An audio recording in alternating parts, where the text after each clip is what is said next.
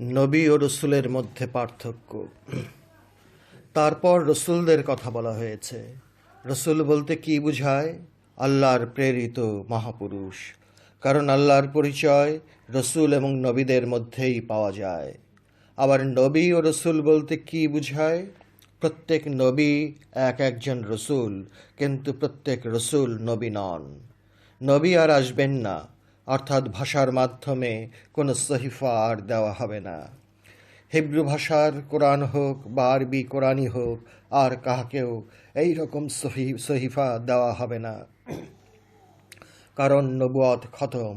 যেহেতু সহিফা নবীদেরকেই দেওয়া হয় এবং যেহেতু নবুয়ত খতম, সেই হেতু সহিফার প্রশ্নটিও খতম।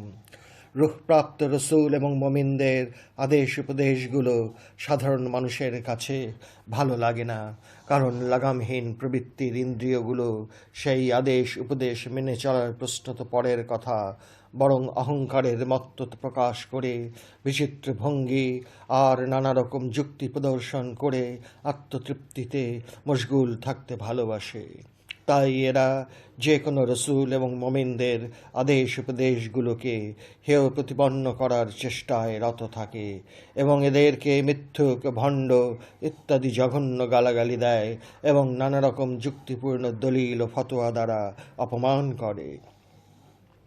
এবং তাতেও যদি কোনো ফল না পায়, তাহলে এদের হত্যা করতেও দ্বিধাবোধ করে না, কারণ পশু প্রবৃত্তি রসুল আর মমিনদের কথাকে অমৃত মনে করে বরণ করে নেওয়া তো দূরে থাক, বরং বিষ মনে করে।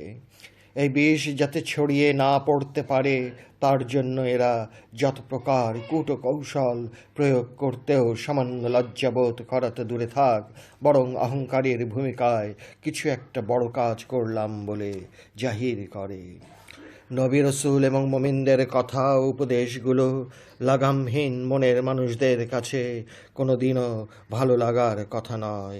তাই কোনো প্রতিষ্ঠিত মহাপুরুষের বাণীগুলোকে না পারে ফেলে দিতে আর না পারে মেনে নিতে।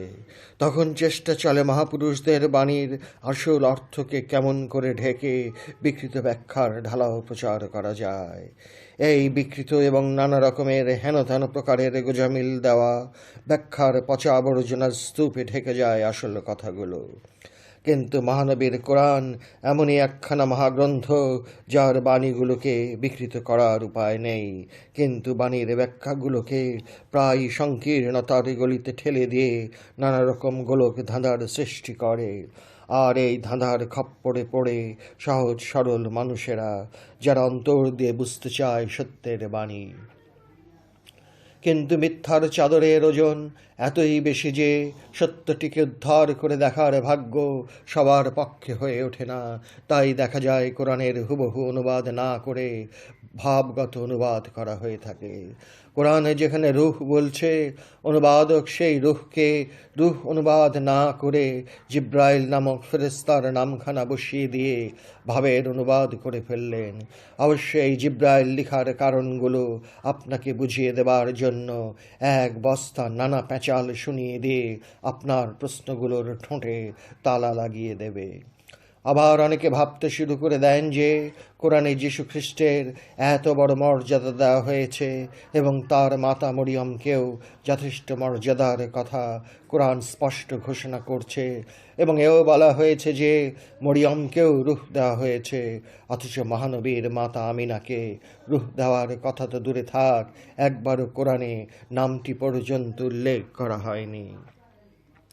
সুতরাং আমাদের মহানবীর মর্যাদাকে খাটো করা হয়েছে মনে করে একদল সাইনবোর্ড ধারণকারীরা নানা রকম আবল তাবল কথার অবতারণা শুরু করে দেয়।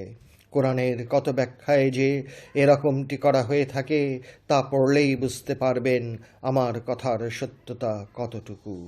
সাইনবোর্ডটি কেবল মুসলমান নামক দলের অনেকের কাঁধেই ঝুলছে না, খ্রিস্টানদের মাঝে অনেকের কাঁধেও ওই একই রকম সাইনবোর্ড ঝুলছে। ধর্মের এত সাইনবোর্ডের গুতাগুতির ফলে একজন সত্যসন্ধানী মানুষের পক্ষে সত্য উদ্ধার করাটা খুব কঠিন সমস্যায় পরিণত হয়। আপনি যে কোনো ধর্মের কয়টি বই পড়ুন, দেখতে পাবেন সত্যের চেয়ে সাইনবোর্ডের গান বেশি গাওয়া হয়েছে। এই রকম নাজুক পরিস্থিতি ও পরিবেশের দরুন ধর্মের দামটি দিনে দিনেই কমে যাচ্ছে এবং নাস্তিক্যবাদ আসার আপনিই সুযোগ পায়। কারণ সবাই আমরা খাল কেটে যাই, কিন্তু সেই খাল দিয়ে যে কুমির আসবে সেটার কথা একবারও চিন্তা করি না। বিশ্ব শান্তির জন্য যে আমাদের ঐক্যের কতখানি দরকার এবং আমাদের বিভিন্ন ধর্মের বিভিন্ন আচার অনুষ্ঠানগুলো যখন আসল মূল উদ্দেশ্যকে হারিয়ে ফেলি, তখন এই নানা ধর্মের নানা আচারগুলোই পরিণত হয় অনাচারে, এবং এই অনাচার উপহার দিতে পারে কেবল দাঙ্গা আর খুনাখুনির বর্বরতা। শ্রদ্ধেয় জনাব আবদুল্লাহ ইউসুফ আলীর রচিত ইংরেজি ভাষায় কোরআনের অনুবাদ ব্যাখ্যা বহুল প্রচলিত। সৌদি সরকার ইহার লক্ষ লক্ষ কপি বিনামূল্যে বিতরণ করেছেন, কিন্তু তারা হয়তো জানেন না যে এই ইংরেজি ভাষার তাফসীরটি বিজ্ঞজনেরা পাঠ করলেই কেমন যেন হতাশ হয়ে যান। আমি দেখেছি এই তাফসীর পড়ার পর নাস্তিক হয়ে গেছে। ইহার কারণ হলো এই তাফসীরে যেমন অনুবাদে অনেক ভুল পাবেন, তেমনি ব্যাখ্যাতেও। সূরা কাহাফে বর্ণিত যুলকারনাইনকে আলেকজান্ডার দি গ্রেট অনুবাদ করে তার ব্যাখ্যায় যা মনে ধরেছে তাই লিখে গেছে। এভাবেই মানুষ পথহারা হয়। অথচ ইংরেজি ভাষায় আবদুল্লাহ ইউসুফ আলীর কোরআনের তাফসীরটি বাজারে সবচাইতে বেশি চালু। কোরআনের 21 নম্বর সূরা আম্বিয়ার 91 হতে 93 আয়াতে বলা হয়েছে, ওয়াল্লাতি আহসানাত ফারজাহা ফানাফাকনা ফিহা মির রুহিনা ওয়াজআলনাহা ওয়াবনাহা আয়াতাল লিল আলামিন ইন্না হাযিহি উম্মাতুকুম উম্মাতাও ওয়াহিদাতাও ওয়া আনা রাব্বুকুম ফাবদুন ওয়া তাকাত্তাউ আমরাহুম বাইনাহুম কুল্লু ইলাইনা রাজিউন। আর সেই যে তার সতীত্ব রক্ষা করেছিল, আমরা ফুৎকার করেছিলাম তার মধ্যে আমাদের রূহ, এবং আমরা তাকে ও তার ছেলেকে করেছিলাম আয়াত বা নিদর্শন অগণিত জগতের জন্য। অবশ্যই এই যে তোমাদের জাতি, এ তো একমাত্র জাতি, এবং আমি তোমাদের রব, অতএব আমার ইবাদত করো। কিন্তু তারা তাদের মধ্যে এক জাতিকে টুকরো করে ফেলেছে, কিন্তু সবাই আমাদের মধ্যে ফিরে আসছে। প্রায় অনুবাদকই ভবিষ্যৎকাল অর্থাৎ ফিউচার টেন্স ব্যবহার করেন। যীশুখ্রিস্টের মাতা মরিয়ম কোনো পুরুষের সঙ্গে যৌন মিলন করেননি, এই কথাটি কোরআন অতি পরিষ্কার ভাষায় আমাদের জানিয়ে দিলেন। ইহা আল্লাহর বিধানের একটি সাংঘাতিক ধরনের ব্যতিক্রম। যদিও আল্লাহ কোরআনে বারবার ঘোষণা করেছেন যে তার বিধান বদল হয় না, তবু তিনি আবার তাঁর বিধান ভঙ্গের একটি ব্যতিক্রমকে নমুনাস্বরূপ ঘোষণা করলেন। ব্যতিক্রমের দৃষ্টান্ত যে তিনি দেখাবার ক্ষমতা রাখেন, ইহা তারই একটি জ্বলন্ত উদাহরণ। অবশ্য প্রাণী জগতের মধ্যে এরকম অনেক আজব আজব ধরনের ব্যতিক্রম তিনি দেখিয়েছেন, এবং এই ব্যতিক্রমের নমুনা দিতে গেলে একটা আলাদা বই লেখা যায়। আফ্রিকায় এক জাতীয় কালো হরিণ পাওয়া যায় যারা জীবনেও পানি পান করে না। ইরানের সান্ডা নামক এক প্রকার প্রাণী আছে যারা জীবনেও কোনো খাদ্য গ্রহণ করে না, এবং এই সান্ডা নামক প্রাণীটি আমাদের দেশের অনেকেই দেখেছেন। কথিত আছে এই প্রাণীর চর্বি হতে এক প্রকার মালিশ জাতীয় তৈল হয়। খবরের কাগজে একটি 3 মাসের বকরির বাচ্চাকে প্রতিদিন দুধ দহনের ছবিসহ দেখানো হয়েছে। সন্তান জন্ম না দিয়েই এই ক্ষুদ্র বকরির বাচ্চাটি কি করে দুধ দিতে পারে? এই প্রশ্নের উত্তর হলো, ইহা বিধানের একটি ব্যতিক্রম। সেই রকম মনুষ্য জাতির মধ্যে আল্লাহ একটি ব্যতিক্রম সৃষ্টি করলেন যীশু খ্রিস্টকে, কারণ যীশু খ্রিস্টের মাতা মরিয়ম ছিলেন সতী, তথা কোনো পুরুষের সঙ্গে যৌন ক্রিয়ায় লিপ্ত হননি। অথচ সেই সতী নারী মরিয়মের পেটে যিশুর অবস্থানের কথা কোরআন ঘোষণা করেছে। ইহুদি সম্প্রদায়ের অনেকেই ইহা স্বাভাবিক বলে মেনে নিতে পারেননি। তারা নানা রকম অপবাদ ছড়িয়েছে, যা পাঠকদেরকে জানাতে ঘৃণা ও লজ্জাবোধ করি। অবশ্য ইহা অত্যন্ত পরিতাপের বিষয় যে বাংলাদেশের কোনো এক বিখ্যাত মাওলানা সাহেবও কোরআনের অনুবাদ ও ব্যাখ্যা করতে গিয়ে ইহুদিদের সঙ্গে একমত হয়ে যা মনে লেগেছে তাই পাগলের মতো লিখে গেছেন, এবং সমগ্র তাফসীরটি একটি বিভ্রান্তির অন্ধকার রূপেই পরিচিত হয়ে আছে। যদিও সাইনবোর্ড মার্কা কতিপয় লোকের কাছে অনেক বাহবা পেয়েছে, ইহাই বোধ হয় নোংরামির জঘন্য নমুনা। অবশ্য এই ধরনের জঘন্য নমুনা সকল ধর্মের মধ্যেই কিছু না কিছু বহাল তবিয়ত বিরাজ করছে, আর সাইনবোর্ড মার্কারা কি অপূর্ব বলে বাহবা দিচ্ছে। যীশু খ্রিস্টের মাতা মরিয়মের মধ্যে ফুৎকার করলেন রূহ তথা আত্মা, আমি রূপে নয় বরং আমরা রূপে ফুৎকার করলেন রূহ তথা আত্মা। আমি রূপে নয় বরং আমরা রূপে ফুৎকার করা হলো এক বচনের রূহ তথা আত্মাকে। যদি রাগ ঢাক না করে খোলাখুলি বলতে হয়, তাহলে বলতে হয় যে রূহ তথা আত্মা হলেন স্বয়ং আল্লাহ। তবে আল্লাহ রূপে নয় বরং রূপটির পরিবর্তন হয় রব রূপে। সুতরাং আল্লাহ স্বয়ং মরিয়মের মধ্যে মূর্তিমান। তারপর আল্লাহ আমরা রূপ ধারণ করে মরিয়ম এবং তার ছেলে যীশু খ্রিস্টকে করলেন আয়াত।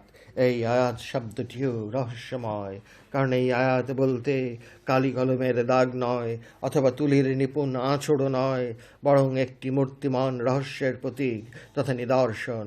ইহা একটি অভাবনীয়, অতুলনীয়, বিস্ময়কর নিদর্শন সবার কাছে, এমনকি পৃথিবী নামক একটি জগতের কাছে নয়, বরং পৃথিবীর মতো অগণিত আলামিনের তথা জগৎসমূহের কাছে। কেন এই নিদর্শনটি অতুলনীয়? কারণ মরিয়ম সতী, অর্থাৎ পুরুষের সান্নিধ্য হতে নিজেকে রেখেছেন দূরে, অথচ পেটে সন্তান। সুতরাং এটা তো একটি জ্বলন্ত নিদর্শন, যা মানুষ স্বাভাবিক মনে করে না, কারণ স্বাভাবিকতার প্রকৃতি অন্যরকম। তাই এই নিদর্শনটি অবাক করে দেয় সবাইকে। বিদ্রোহী নফসের ইন্দ্রিয়গুলো যাতে সন্দেহের জিহ্বা বের করতে না পারে, তারই জন্য আল্লাহ এই বিষয়টিকে নিদর্শন বলেছেন। কেবল মরিয়মই আল্লাহর একক নিদর্শন নন, বরং পিতা ছাড়া সন্তানটিও একটি নিদর্শন। পিতা নেই অথচ সন্তান, এটা কি একটি বিস্ময়কর নিদর্শন নয়? তাই তো সেই সন্তান যীশু খ্রিস্ট আল্লাহকে পিতা বলে সম্বোধন করেছেন। যদিও আল্লাহ কাউকে জন্ম দেন না, তবু পিতা বলেই ডেকেছেন। এই ডাক জন্মদাতা রূপে নয়, বরং একটি মহান আহ্বান। যেমন আমরা আমাদের ছেলে সন্তানদের সবাই পিতা বলে ডাকি, তাই বলে কি ছেলেরা আমাদের জননীর স্বামী বলে ধরে নেই? ভুলেও না, কারণ এই পিতা ডাকটি আদরের ডাক। কিন্তু অত্যন্ত দুঃখের বিষয় যে কিছু লোক ধর্মের নামে নোংরা স্থূল সাইনবোর্ড কাঁধে ঝুলিয়ে যা তা মন্তব্য ছুড়ে মারে এবং বিরাট ধর্ম পালন ও রক্ষা করার নোংরা আনন্দে তৃপ্তি লাভ করে। এই নোংরামি যে কত ডিজাইনের হতে পারে তা এদের লেখা পড়লেই বুঝতে পারবেন। অবশ্য এই নোংরাটা না থাকলে পরিষ্কারের সৌন্দর্য ফুটে ওঠে না। আধার আছে বলেই তো আলোর মূল্যায়ন। আধার যদি না থাকতো, তাহলে কি কেউ আলোর মূল্যায়ন নিয়ে এত ঘাঁটাঘাঁটি করত? এই বিষয়টির ওপর আমি অবশ্য সামান্যই উল্লেখ করলাম, কিন্তু বাবা জান শরীফ শাহ সুরেশ্বরীর লেখা বইগুলো পড়লে রীতিমতো চমকে যেতে হয়। এত স্পষ্ট করে মারিফতের গোপন কথাগুলো খুলে ধরেছেন যে সত্যিই অবাক হতে হয়। তিনি তার রচনায় কোনো প্রকার হেঁয়ালির আবরণই রাখেননি। অগণিত জগতের জন্য মরিয়ম এবং তার ছেলে যিশুকে আল্লাহ নিদর্শন করে রাখলেন।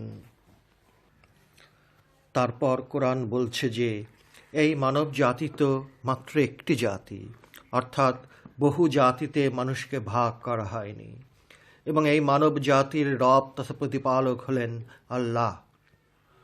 সুতরাং রবের ইবাদত করার আদেশ দেওয়া হয়েছে। এই ইবাদতের অর্থ অনেক রকম করা হয়েছে, কিন্তু এখানে ইবাদত বলতে রবের পরিচয় জানবার উপদেশ দেওয়া হয়েছে। অবশ্যই ইহা অধম লেখকের ব্যক্তিগত ধারণা এবং আমার ধারণা ভুলও হতে পারে।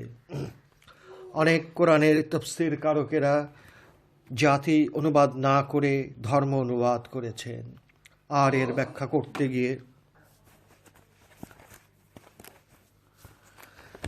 তারপর কোরআন বলছে যে এই মানব জাতি তো মাত্র একটি জাতি, অর্থাৎ বহু জাতিতে মানুষকে ভাগ করা হয়নি, এবং এই মানব জাতির রব তথা প্রতিপালক হলেন আল্লাহ।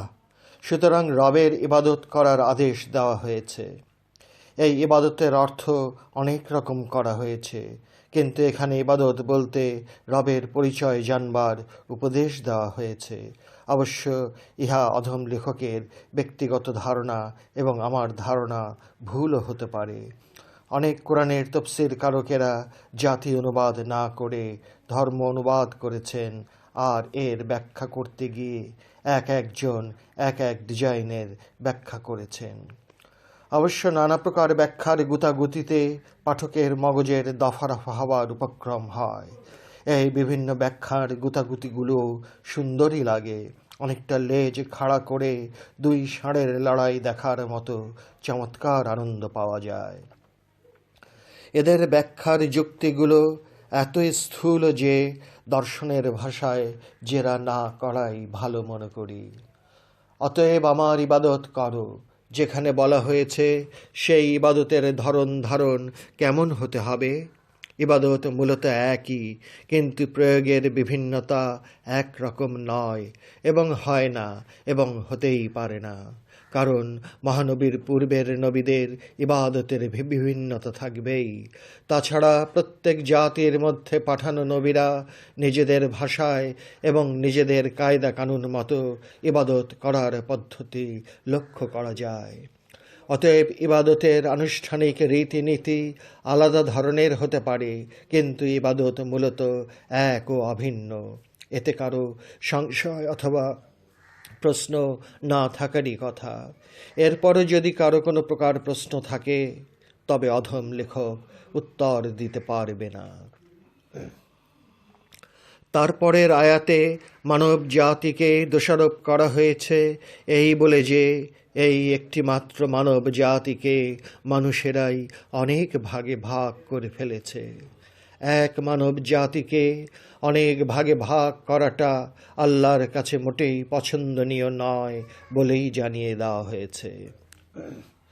কত প্রকার ভাগের দল, আবার সেই দলের উপদল, আবার সেই উপদলের কত প্রকার শাখা প্রশাখা হয়েছে, তারও কি দৃষ্টান্ত দিতে হবে? অধম লেখকের পিতা বলেছিলেন যে ব্রিটিশ আমলে পুরনো ঢাকা শহরে কোরআনের একটি শব্দের উচ্চারণ নিয়ে দুই দলে কি মারামারি। সেই শব্দটি হলো ওয়ালাদ্দাল্লিন হবে না ওয়ালাজ্জাল্লিন হবে। এই সামান্য একটি বিষয়কে সামনে রেখে যেখানে দুই দলে ভাগ হতে পারে, এবং কেবল ভাগই নয়, সঙ্গে সঙ্গে মারামারি আর গালাগালি তো আছেই। আমাদের এই মতভেদের দরুন আমরা একটি মানব জাতিকে টুকরো টুকরো করে ফেলছি। কিন্তু যত ভাগই করি না কেন, শেষ পরিণামটি কি? কোরআন বলছে, কিন্তু সবাই আমাদের মধ্যে ফিরে আসছে। অর্থাৎ পুকুরেই থাকি আর খাল বিল নদী নালার যেখানেই থাকি না কেন, এবং যত রূপ ধারণ করেই অবস্থান করি না কেন, আমাদের শেষ পরিণাম হলো আল্লাহর কাছেই ফিরে যাওয়া, তথা তাঁর কাছে ফিরে যেতেই হবে, তা ইচ্ছায় হোক আর অনিচ্ছায় হোক। মৃত্যু নামক ঘটনার দ্বারা সবাইকে যেমন একাকার করে দেয়, তেমনি মানুষও আদিতে একটি জাতি ছিল। কোরআনের সূরা নেসার 171 আয়াতে বলছে, ইন্নামাল মাসিহু ঈসা ইবনু মারইয়ামা রাসূলুল্লাহি ওয়া কালিমাতুহু আলকাহা ইলা মারইয়ামা ওয়া রূহুন। অর্থাৎ নিশ্চয়ই মরিয়মের ছেলে মসিহ অর্থাৎ যীশু খ্রিস্ট আল্লাহর রসুল এবং তাঁর আল্লাহর কালাম, যা নিক্ষেপ করা হয়েছে মরিয়মের দিকে, এবং তাহা হতে একটি রূহ। পৃথিবীতে প্রত্যেক জাতির হেদায়েতের জন্য আল্লাহর পরিচয় জানবার জন্য কমপক্ষে একজন রসুল অবশ্যই পাঠানো হয়েছে। ইহা কোরআনের একটি অপূর্ব এবং নিরপেক্ষ ঘোষণা। কমপক্ষে একজন রসুল পাঠানো হয়েছে বলার মাঝে কিছু কথা থেকে যায়, কারণ পৃথিবীতে এমন অনেক জাতি আছে যাদের মধ্যে একের অধিক রসুলও পাঠানো হয়েছে। তবে বনী ইসরায়েল জাতির মধ্যে সবচেয়ে বেশি রসুল পাঠানো হয়েছে। কেন বনী ইসরায়েল নামক জাতির মাঝে এত রসুল পাঠানো হলো? হয়তো একটি প্রশ্ন উঠতে পারে। এর কারণ হয়তো এই জাতিটি খুবই উন্নত জাতি হতে পারে, আবার হয়তো এই জাতির মানুষগুলো সাংঘাতিক ধরনের বেয়াড়া হতে পারে বলে মনে হয়। তা যে কারণেই হোক না কেন, এই বনী ইসরায়েল নামক জাতির মধ্যে এত রসুলের আগমন সত্যিই একটি বিস্ময়কর ব্যাপার। হিব্রু নামক ভাষা যাদের মাতৃভাষা ছিল, তারাই বনী ইসরায়েল জাতি। কারণ প্রত্যেক জাতির মধ্যে যে আল্লাহ রসুল পাঠিয়েছেন, কেবল এটুকু বলেই শেষ করা হয়নি, বরং যাতে কোনো প্রকার হেঁয়ালি অথবা কোনো প্রকার প্রশ্ন না উঠতে পারে, তার জন্য কোরআন স্পষ্ট করে বলছে যে প্রত্যেক জাতির মাতৃভাষায় পাঠানো হয়েছে রসুল, যাতে পৃথিবীতে বাস করা কোনো মানুষ কোনো প্রকার কৈফিয়ত না করতে পারে। তারই জন্য কোরআনের এই ঘোষণা।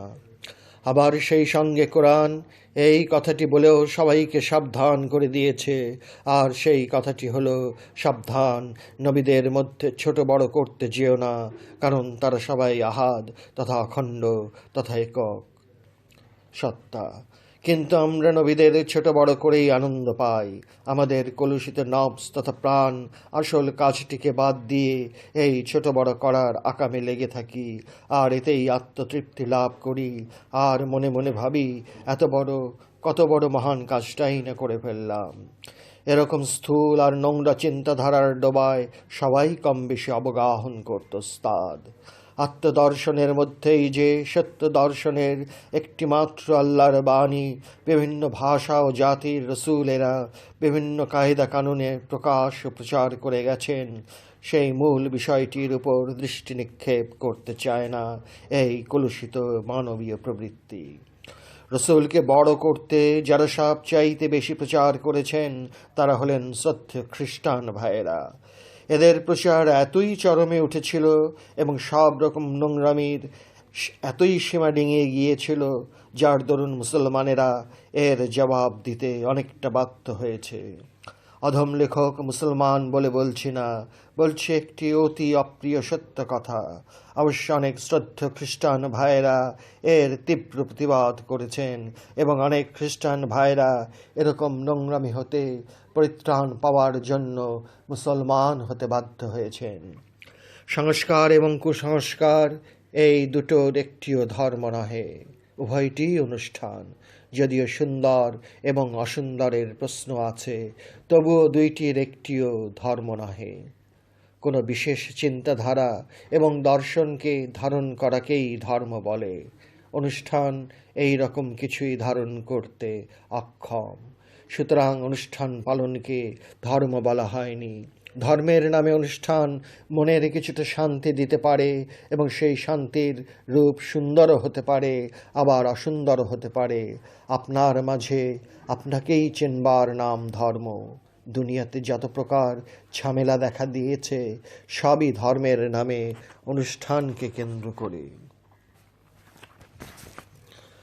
কোরআন একজন রসুলকে যেভাবে বর্ণনা করেছে, ঠিক সেভাবেই তার ব্যাখ্যা করা উচিত মনে করি। কোরআন এই আয়াতে যীশুখ্রিস্টকে যীশুখ্রিস্ট না বলে একটি বিশেষণ লাগিয়েছেন। সেই বিশেষণটি হল মসীহ। সেই মসীহ যীশুখ্রিস্ট হলেন আল্লাহর একজন রসুল, এবং তিনি তাঁরই ছেলে, যার উপর রূহ নিক্ষেপ অথবা ফুৎকার করা হয়েছে সেই মরিয়মের।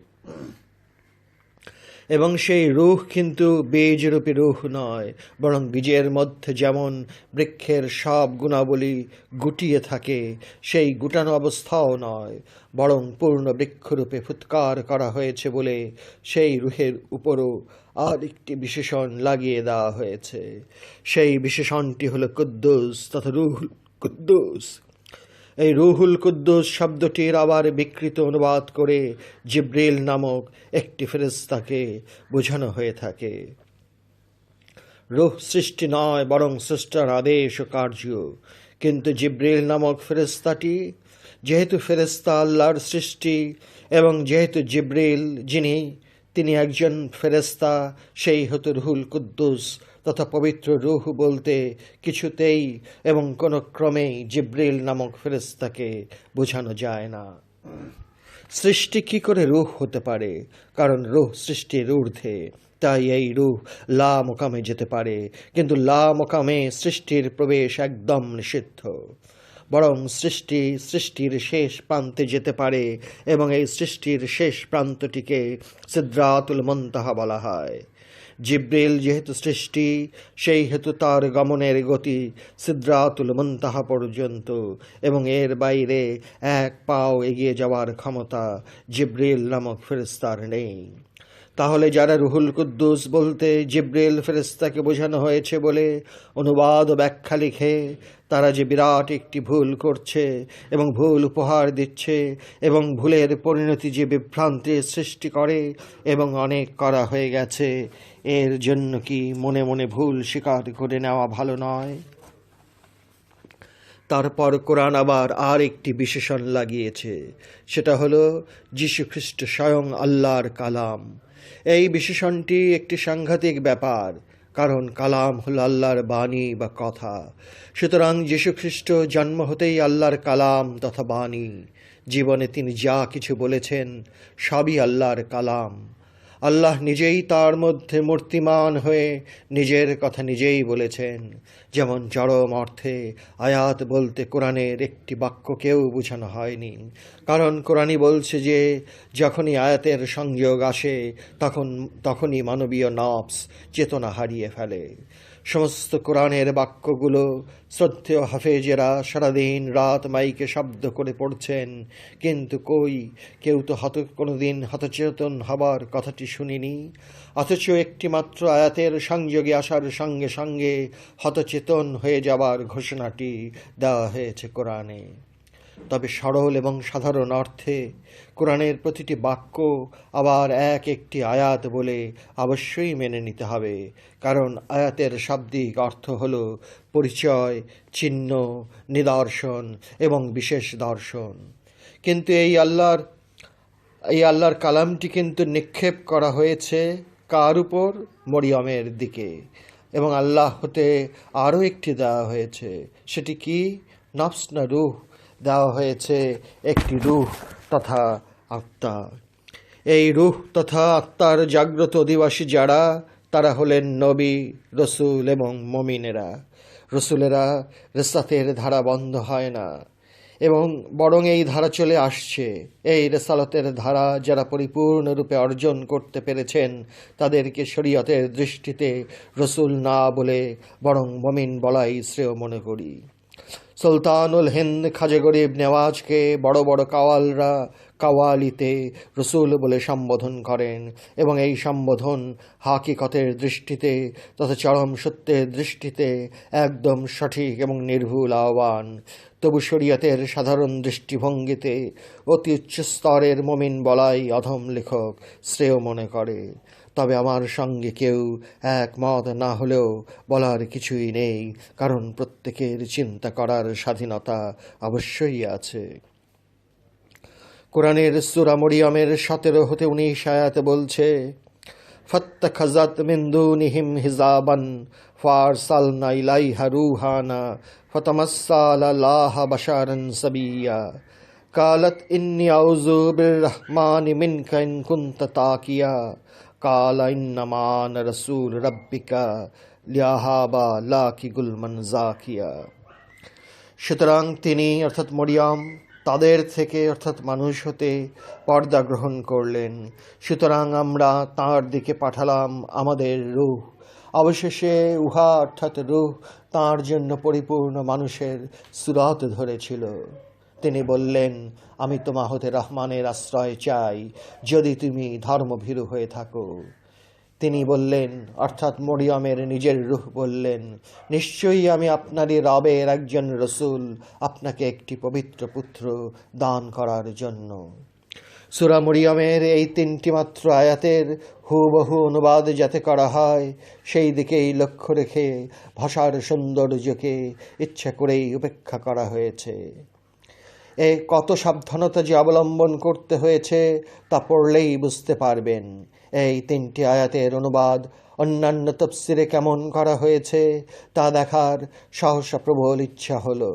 আগেই বলে রাখতে চাই যে যদিও কথাগুলো এখানে বলা মোটেই ঠিক হবে না, তবু বলছি যে আমার একটি প্রচণ্ড শখ অথবা হবি বলতে পারেন, আর সেটি হলো কোরআনের যত প্রকার অনুবাদ তফসির আছে তা সংগ্রহ করা।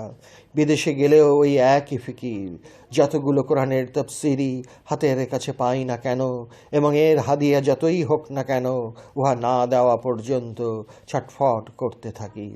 অহংকার না হলে বলতাম যে এত সংখ্যক কোরআনের তফসির সংগ্রহ করায় বন্ধুরা অবাক হয়ে যান। কিন্তু সংগ্রহ করলে কি হবে? আসলে অধম লেখক এ বিষয়ে একেবারেই অন্ধ। কারণ ইনসানে কামেল না হওয়া পর্যন্ত অধম লেখকের পিঠের বোঝা বলতে পারেন। যা হোক, এখন পর্যন্ত যা বলতে চেয়েছিলাম তাই বলছি।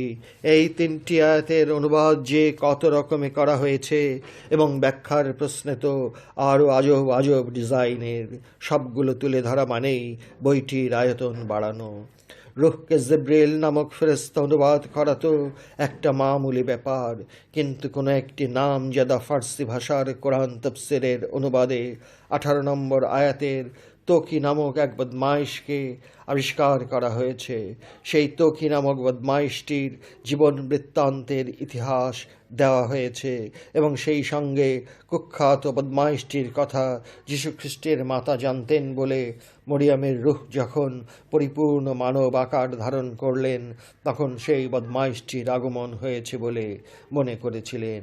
কি অপূর্ব আবিষ্কার! কোরআনের নামে কত প্রকার অখাদ্য যে পরিবেশন করা হয়েছে, এই অখাদ্য হতে অমৃত তুলিয়া আনা যে কতখানি কষ্টসাধ্য ব্যাপার তা কল্পনা করতেও ভয় হয়। যিশুর মাতা মরিয়ম তাদের থেকে পর্দা গ্রহণ করলেন, অর্থাৎ মানুষ হতে দূরে নির্জন স্থানে আল্লাহর ইবাদতে মশগুল থাকতেন। সেই আল্লাহর ইবাদতে মশগুল থাকার প্রয়োগ পদ্ধতি সম্পূর্ণ ভিন্ন ধরনের ছিল। ইবাদত হযরত আদম হতে ভিন্ন ভিন্ন পদ্ধতিতে হয়ে এসেছে যুগ, দেশ এবং কালের পরিবেশের বিভিন্নতায়, কিন্তু আল্লাহর ইবাদত মূলত এক এবং অভিন্ন। যদিও প্রয়োগ পদ্ধতির বিভিন্নতা নিয়েই যত প্রকার জটিলতা এবং ভুল বুঝাবুঝির সৃষ্টি হয়েছে এবং এর ফলে এক মানব জাতি বহু দল গোত্রে ভাগ হয়ে গেছে। এক জাতির ইবাদতের পদ্ধতি অপর জাতির কাছে বিজাতীয় ইবাদত নামে অপবাদ গালি দেওয়া হয়ে থাকে। অবশ্যই ইহা না বুঝার ফলও হতে পারে, আবার এক ধরনের হিংসার নোংরা ফসল হতে পারে। তা যাই হোক না কেন, মরিয়ম নির্জন স্থানে আল্লাহর ইবাদতে প্রায়ই বিভোর থাকতেন। তাছাড়া তিনি উপাসনালয়ে একজন সেবিকা রূপেও নিযুক্ত ছিলেন। গভীর সাধনায় রত থাকার জন্য নির্জনতার প্রয়োজন কতখানি তা নবী এবং অলিদের জীবনী পাঠ করলেই পরিষ্কার বোঝা যায়।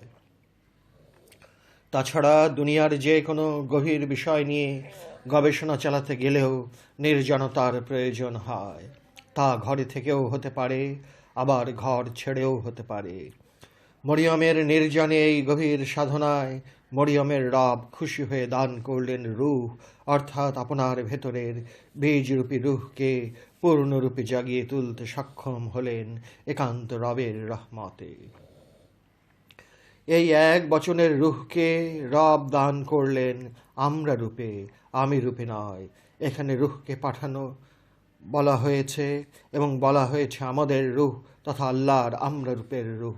তাছাড়া রূহ যখন কোনো আকার ধারণ করেন, সেই রূহের আকারটি অধিকাংশ ক্ষেত্রেই পরিপূর্ণ মানুষের আকার ধারণ করে থাকেন। কোরআন অবশ্য এই আকার ধারণ করাকে বাশারান সাবিয়া বলেছে। মরিয়মের আপন রব হতে বাহির হয়ে রূহ যখন পরিপূর্ণ মানুষের আকার ধারণ করলেন, তখন মরিয়ম ভয় পেয়ে গেলেন এবং ভয় পাবার কারণ হলো দুটি। প্রথম কারণটি হলো এই রূহের পরিপূর্ণ মানব রূপ দর্শনটি ছিল তাঁর জীবনের প্রথম দর্শন। সুতরাং প্রথম দর্শনে ভয় পাওয়া নিতান্ত স্বাভাবিক ব্যাপার। আর দ্বিতীয় কারণটি হলো তিনি ছিলেন পূর্ণ যৌবনের অধিকারিণী। তাই রূহ নারী রূপ ধারণ করলে ভয় পাবার তেমন কারণ থাকতো না। যেহেতু রূহ পুরুষ রূপ ধারণ করেছে এবং যেহেতু রূহের আসল রূপটি মানব রূপেই দেখা দেয়, সেই হেতু মরিয়মের পক্ষে ভয় পাওয়া স্বাভাবিক। যদিও রূহ যে কোনো রূপ ধারণ করতে পারে, অনেক সময় রূহ মানব রূপ ধারণ না করে ফেরেশতার রূপ ধারণ করে। ফেরেশতার রূপ ধারণ করলেই ভুল বোঝাবুঝি শুরু হয়ে যায়। কারণ ফেরেশতা সৃষ্ট অথচ রূহ সৃষ্ট নয়। যদি রূহ কোনো বিশেষ পরিচিত নামধারী ফেরেশতার রূপ ধারণ করে আসেন, তাহলে আরও বেশি ভুল বোঝাবুঝির সৃষ্টি হয়। যেমন রূহ অনেক সময় জিব্রিল নামক ফেরেশতার আকার ধারণ করেন এবং এতে অনেকেই তখন সেই রূহকে জিব্রিল ফেরেশতার আগমন হয়েছে বলে বিরাট একটা মারাত্মক ভুল করে বসেন। এই ভুলের যে কত রকম গোজামিলে দেওয়া হয়ে থাকে তা গবেষকেরা পরিষ্কার বুঝতে পারেন। যেহেতু জিব্রিল ফেরেশতা এবং যেহেতু ফেরেশতা সৃষ্ট এবং যেহেতু রূহ আল্লাহর আদেশ এবং রূহ সৃষ্ট নয়, সেই হেতু রূহ বলতে কখনোই জিব্রিল নামক ফেরেশতাকে বোঝানো হয়নি। রূহ যে কোনো আকার ধারণ করতে পারে। সুতরাং রূহ যদি মানব আকার ধারণ না করে কোনো ফেরেশতার আকার ধারণ করে এবং বিশেষ করে জিব্রিল নামক ফেরেশতার আকার ধারণ করলেই উহা ফেরেশতা নয়, বরং রূহের একটি ইচ্ছাকৃত ফেরেশতার আকার ধারণ। কারণ আকার ধারণ করাটা রূহের জন্য মুখ্য নয়, বরং একটি গৌণ বিষয়। কারো রূহ পরিপূর্ণতা লাভ করলে মানব আকৃতিতে দর্শন লাভ করেন, আবার কেউ ফেরেশতার আকৃতি দেখে থাকেন, আবার কেউ অন্য যে কোনো রূপেও দর্শন লাভ করে থাকেন। আসলে নিজের মধ্যে লুক্কায়িত বীজরূপী রূহ যখন পরিপূর্ণতা লাভ করে, সেই পরিপূর্ণতাই হলো আসল বা মূল বা মুখ্য বিষয়। আর বিভিন্ন আকার ধারণ করাটা হলো রূহের গৌণ বিষয়। মহানবীর রূহ যে আকার ধারণ করতেন, উহা মানবের আকারে আগমন না করে ফেরেশতার আকৃতি ধারণ করতেন। মহানবীর সেই বিকশিত রূহের ফেরেশতার আকৃতি ধারণ করে আসতেন বলে নাম দেওয়া হয়েছে জিব্রিল ফেরেশতা। আসলে উহা ছিল জিব্রিল ফেরেশতার কেবল একটি আকৃতি। এই আকৃতিটাই বিভ্রান্তির সৃষ্টি করেছে। সৃষ্ট ফেরেশতা জিব্রিল রূহ নয়, কারণ জিব্রিলের পক্ষে লা মোকামে যাওয়া অসম্ভব যদি না সেই ফেরেশতা রূহের কেবলমাত্র আকার হয়। রূহের আকার রূপী জিব্রিলের পক্ষে লা মোকামে গিয়ে কোরআনের বাণী বহন সম্ভব, কিন্তু সৃষ্ট ফেরেশতা নামক জিব্রিলের পক্ষে অসম্ভব, কারণ সৃষ্টি লা মোকামে যেতে সম্পূর্ণ অক্ষম। পুরুষ রূপে আপন রূহের প্রথম দর্শনে ভয় পেয়ে মরিয়ম আল্লাহর তথা রহমানের আশ্রয় চাইলেন। তখন মরিয়মের নিজের রূহ যা মানব আকার ধারণ করেছে, সেই রূহ বললেন তিনি অবশ্যই মরিয়মের রবের একজন রসূল। ফেরেশতা জিব্রিল কি করে একজন রসূল হতে পারেন? তাকে তো কোথাও একটিবার রসূল বলা হয়নি। তাহলে এই রূহের প্রশ্নে জিব্রিল ফেরেশতার আগমনটি কি একটি উদ্ভট কল্পনা নয়? একটি অনুবাদ ও ব্যাখ্যায় জিব্রিল নামক ফেরেশতার কথা অনেকেই উল্লেখ করেছেন। সুতরাং একজন রসূল জাগ্রত রূহের অধিকারী, রূহ সৃজনী শক্তির অধিকারী। এই রসূলদের নিয়েই আল্লাহর আমরা রূপ। এরাই কুন ফায়াকুন অর্থাৎ হও এবং ধ্বংস হও বলতে পারেন। এরা হও বলার সঙ্গে সঙ্গে হয়ে যায় এবং সৃষ্টির স্বাভাবিক ধারার বাইরেও করার ক্ষমতা থাকে।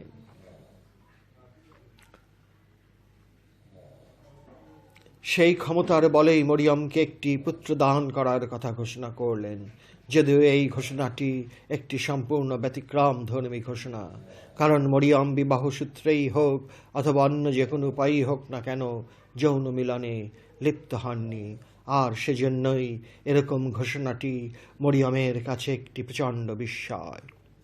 বাইবেলে আছে যে আল্লাহ বলেছেন, I have made Adam in my own image, অর্থাৎ আল্লাহ বলেছেন, আমি আদমকে আমার আকৃতিতে বানিয়েছি।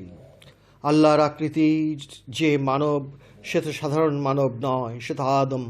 এই আদম বলার মধ্যেও একটি বিরাট রহস্য আছে, কারণ এই পরিপূর্ণ মানুষের রূপটি হল রুহের সার্থক রূপ। এই আদমরূপী মানুষটি আমৃত্য বর্জিত মানুষ। এই আদমরূপের মানুষটি হল আল্লাহর প্রতিমূর্তি। তাই আদমরূপী মানুষকেই পৃথিবীতে প্রথম মানবের আগমন বলে ঘোষণা করা হয়েছে। এই আদমরূপী মানবের পূর্বে অনেক মানুষরূপী পশু তৈরি করা হয়েছিল কোটি কোটি বছর ধরে, কিন্তু তারা মানুষের মতো আকৃতির হলেও তারা ছিল পশুরূপী মানুষ। তাদের মধ্যে আল্লাহর রূহ ফুৎকার করা হয়নি।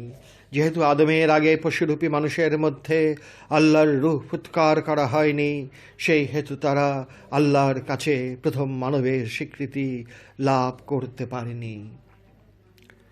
তিনি প্রথম আল্লাহর রূহ ফুৎকার করার ঘোষণাটি পেলেন, তিনি হলেন প্রথম মানব আদম। বিবর্তনবাদের জনক বলে যিনি পরিচিত, সেই ডারউইনের মতবাদ একদিকে যেমন ফেলেও দেওয়া যায় না, অপরদিকে পুরোপুরি গ্রহণও করা যায় না। আল্লাহর রূহ ফুৎকারটি প্রথম যার উপর করা হয়, তিনি হলেন প্রথম রূহপ্রাপ্ত মানব এবং তার নাম হল আদম। এই আদম হতেই শুরু, এবং এর শেষ কবে হবে তা বলতে পারবো না। এই আদমের পর হতেই প্রত্যেক মানুষের মধ্যে বীজরূপী রূহ দান করা হয়েছে। এই বীজরূপী রূহ প্রাপ্ত মানব জাতি এই পৃথিবী নামক একটি জগতের সর্বময় কর্তৃত্বের অধিকার লাভ করেছে। পৃথিবী নামক অগণিত আরও জগৎ আছে, এবং সেই জগৎসমূহে জীবও আছে, যাদের প্রতিপালক তথা রব হলেন স্বয়ং আল্লাহ। তাই তিনি রাব্বুল আলম অথবা রাব্বুল আলামাইন নন, বরং তিনি হলেন রাব্বুল আলামিন। তাই এই রাব্বুল আলামিনের জন্যই একমাত্র প্রশংসা, অর্থাৎ প্রশংসা পাওয়ার যোগ্যতা কেবল তাঁরই, যিনি রাব্বুল আলামিন। রূহ তথা আত্মা তথা প্রাণের প্রাণ তথা যে কোনো নামই দেওয়া হোক না কেন, আমাদের আসল বিষয়টি এই বলার ছিল যে নফস তথা চিত্তসমূহের বিকাশ তথা প্রাণ এবং রূহ তথা আত্মা বলতে এক জিনিসকে বোঝানো হয়নি। নফস এবং রূহ দুটো সম্পূর্ণ ভিন্ন প্রকৃতির এবং ভিন্ন বিষয়, অথচ আমরা দেখতে পাই যে এই নফস রূহকে প্রায় ইসলামিক চিন্তাবিদেরা এক রকম মনে করে নিয়েছেন, এবং এর ফলে গোজামিল দিতে হয়েছে, এবং এই গোজামিলগুলোকে নির্ভুল প্রমাণ করার জন্য প্রাক্তন দলিলপত্র এবং অনেকের দোহাই দিয়েছেন, তবু নিজেদের ভুলগুলো স্বীকার করে নিতে পারেননি। অবশ্য ভুল স্বীকার করে নেবার মতো মানুষ খুব কম পাওয়া যায়। নিজে যা বুঝতে পারে সেটাই সঠিক মনে করে নেবার প্রবণতার জন্ম হয় আত্ম অহংকারের চিকন গলি দিয়ে। ধরাই যাবে না যে এটা এক ধরনের চিকন আত্ম অহংকার। এই চিকন অহংকারটি একটি চিকন আমিত্ব। ইহা এতই চিকন যে হৃদয় ধারণ করতে পারে না, এবং এর থেকে মুক্তি লাভ করাই বোধ হয় আমিত্বের শেষ ধাপ অতিক্রম করা। কারণ ঘর সংসার ফেলে অতি সহজেই একজন আল্লাহকে পাবার পথে চলে আসতে পারে, কিন্তু এই চিকন অহংকারটি ফেলে আসা সাংঘাতিক কঠিন ব্যাপার, কারণ ইহা নিজের স্বকীয়তার কোরবানি। কেহই নিজের স্বকীয়তাকে স্বেচ্ছায় কোরবানি দিতে চায় না। কি নির্মম আর বৈজ্ঞানিক এই প্রকৃতির কোলে লালিত এই বিধান! এর কাছে সবাই আমরা হেরে যাই। যারা এখানেও পরাজয় বরণ করে না, তারাই বিভিন্ন নামের মহাপুরুষ তথা মুমিন। সমগ্র কোরআন কেবলমাত্র এই একটি মাত্র উপদেশ দিয়েছেন, দ্বিতীয় কোনো উপদেশ দেওয়া হয়নি, যার জন্য কোরআনের ভাষার ভাব ও সৌন্দর্য রহস্যের ইঙ্গিতে ভরপুর। লক্ষ আদেশ আর উপদেশ দিলেও মানুষ যে এই শেষ দেয়ালটি ভাঙতে চাইবে না, এটা আল্লাহ ভালো করেই জানেন বলে একই উপদেশকে কত রকমে, কত রূপের শৈলীতে প্রকাশ করে গেছেন। তাই তো দেখতে পাই এই জনতার বাগানে আমিত্ব নামক পামড়ি পোকার আক্রমণে সবাই সবুজতা হারিয়ে ফেলেছি। তবু তো যুগে যুগে কিছু ফুল ফোটে, কখনো বেশি, আবার কখনো কম। যখন কোনো সাধকের রূপ পরিপূর্ণ রূপ ধারণ করে, তখন উহা অভাবনীয় শক্তি অর্জন করে। সেই শক্তির গতি একদিনে 50,000 বছরের পথ অতিক্রম করে। এই গতি স্থান ও কালের মাঝে বাধা ধরা দৈহিক গতি কিনা বলতে পারবো না,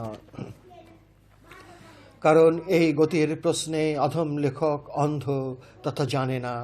মনে হয় ইহা আধ্যাত্মিক গতি, কারণ রূহ যখন যেমন খুশি নিজের রূপ বৈশিষ্ট্য ও সত্তাকে আপন ইচ্ছা মতো বদলিয়ে নিতে পারেন, এবং তখনই যোগাযোগটি হয় চিরস্থায়ী। এই চিরস্থায়ী যোগাযোগ যারা করতে পেরেছেন তারা মুমিন, তারা আমানু নন। তাই কোরআনে একটিবারও এই কথাটি বলা হয়নি ইয়া ইউহাল মুমিনু, বরং বলা হয়েছে ইয়া ইউহাল্লাযীনা আমানু। সুতরাং দেয়ালের বাইরে আদেশ আর উপদেশ, দেয়াল ভেঙে ভিতরে প্রবেশ করতে পারলে আদেশ আর উপদেশ তখন সম্পূর্ণ নিরর্থক। সুতরাং নিরর্থক কথা একটিও কোরআনে নাই। সালাত মিরাজুল মুমিনিন, অর্থাৎ মুমিনদের সালাতি তথা যোগাযোগই হলো মেরাজ। আমানুদের সালাত মেরাজ নয়, কারণ তাদের সালাত কায়েম হয় না। আর সালাত কায়েম হয়ে গেলে আমানু আর থাকে না, আমানু তখন মুমিনে পরিণত হয়। তাই এই কথা বলা হয়নি আসসালাত মেরাজুল আমানু। কি বিজ্ঞানময় নির্ভুল ঘোষণা, আর কি অপূর্ব শব্দচয়ন!